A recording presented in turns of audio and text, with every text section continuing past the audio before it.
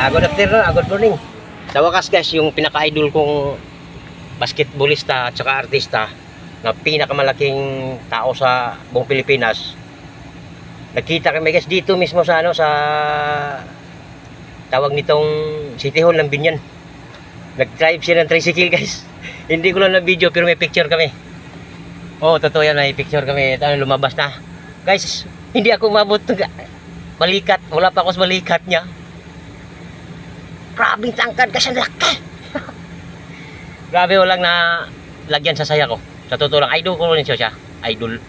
Tapos, kinuha niya yung Facebook page ko, Rangkada Kapobre. Ano daw niya sa pagbablog niya. O, sana, Lord, ito ng pagkakataon na hindi lang makilala sa ibang tao, kundi sa buong mundo.